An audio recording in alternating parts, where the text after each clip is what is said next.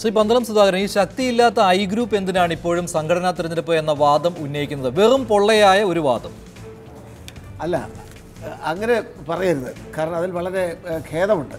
കാരണം സംഘടനാ തെരഞ്ഞെടുപ്പ് വേണം എന്നാവശ്യപ്പെടുന്നത് കേരളത്തിലെ മുഴുവൻ കോൺഗ്രസ് പ്രവർത്തകരാണ്, കോൺഗ്രസ് നേതാക്കന്മാരാണ്.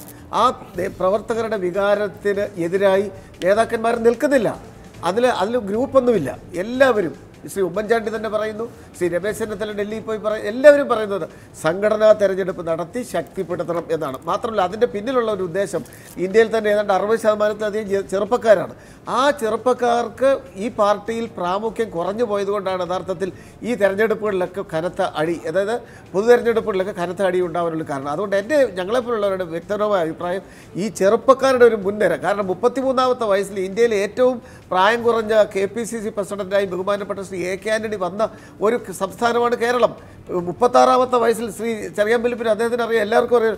36ാമത്തെ വയസ്സിൽ മുഖ്യമന്ത്രിയായ ശ്രീ AK ആന്റണിയെ സംഭാവന ചെയ്ത സംസ്ഥാനമാണ് ഈ കേരളം. അപ്പോൾ അതുകൊണ്ട് ചെറുപ്പക്കാർക്ക് ഒരുപാട് അവസരങ്ങൾ കിട്ടും.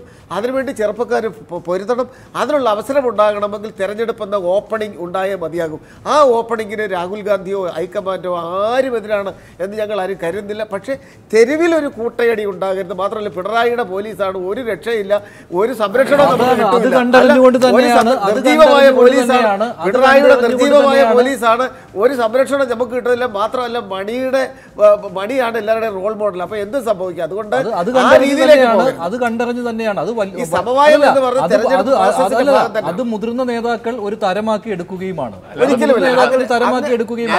അവിടെ റോഡിൽ കിടന്ന് അടി ഉണ്ടാക്കേണ്ട, ബൂത്ത് തലം മുതൽ റോഡിൽ കിടന്ന് അടി ഉണ്ടാക്കേണ്ട, പാർട്ടിക്ക് അവമതിപ്പ് ഉണ്ടാക്കേണ്ട, അതുകൊണ്ട് പരമാവധി സമന്വയം ഉണ്ടാകട്ടെ.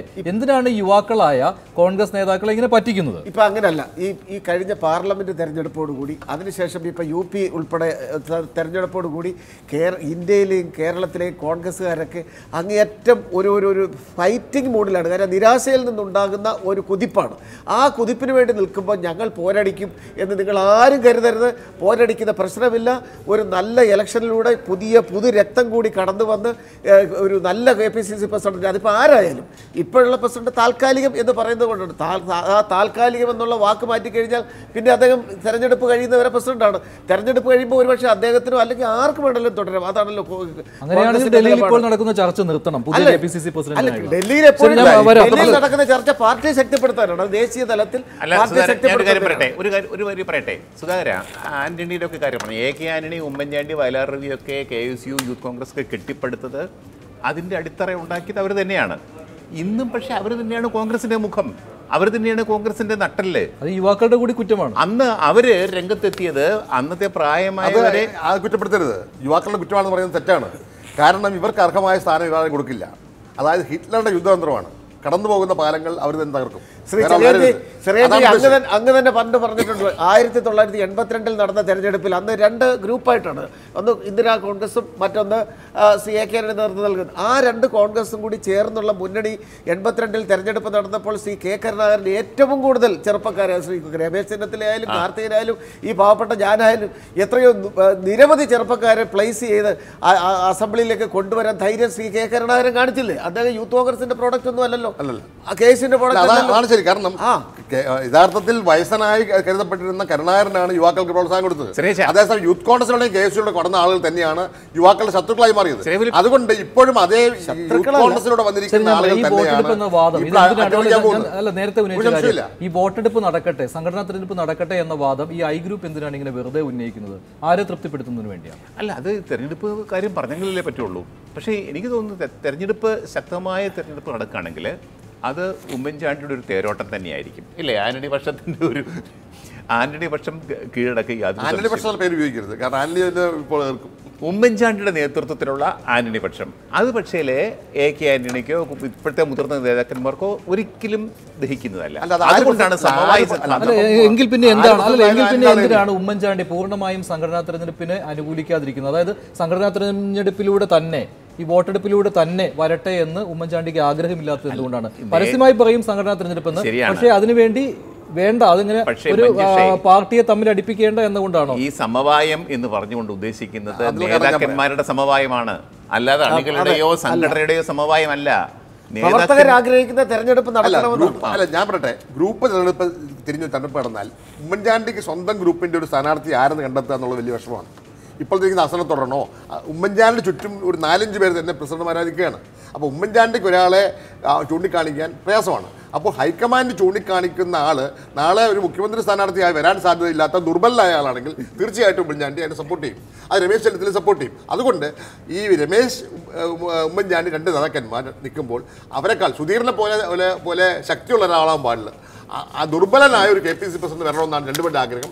ആ ദുർബലനായ ഒരു KPC പ്രസിഡന്റ് കണ്ടെത്താൻ വേണ്ടിയുള്ള ഒരു സമവായമാണ് ഉണ്ടാകാൻ പോകുന്നത്. അത് ആരുടെ സംഭവിക്കുമോ ഇല്ലെന്നുള്ള അറിയില്ല. അല്ല, കേരളത്തിലെ കോൺഗ്രസ് അനുഭാവികളും പ്രവർത്തകരും ആഗ്രഹിക്കുന്നത് കരുത്തനായ ശക്തനായ ഒരു KPC പ്രസിഡന്റ് വരണം എന്നാണ്. നേതാക്കൾ ആഗ്രഹിക്കുന്നില്ല, പ്രവർത്തകർ ആഗ്രഹിക്കുന്ന തെരഞ്ഞെടുപ്പ് വേണമെന്ന് നേതാക്കൾ ആഗ്രഹിക്കുന്നില്ല. ഞാൻ ഒരു ഇടവേള കൂടി വേണം. അതിനാലാണ് യുവാക്കൾക്ക് പ്രാതിനിധ്യം എന്ന ഹൈക്കമാൻഡ് നിലപാട് സംഘടനാ തെരഞ്ഞെടുപ്പിൽ അട്ടിമറിക്കില്ലേ? ഇടവേളയ്ക്ക് ശേഷം.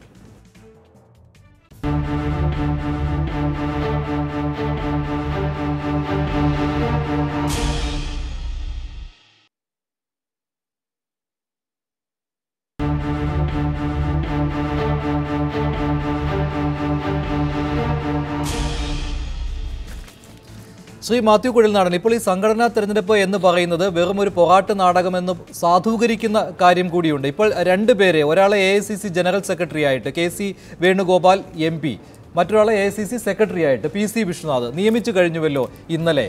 സംഘടനാ തെരഞ്ഞെടുപ്പ് ഇന്ത്യ മുഴുവൻ നടക്കുന്ന ഒരു പ്രക്രിയയാണല്ലോ. ഇതിനിടെ എങ്ങനെയാണ് ഇത്തരത്തിലുള്ള നോമിനേഷൻ വരുന്നത്? ഇത് വെറുതെ സംഘടനാ തെരഞ്ഞെടുപ്പിനെ നോക്കുകുത്തിയാക്കുന്ന നടപടിക്രമങ്ങളല്ലേ?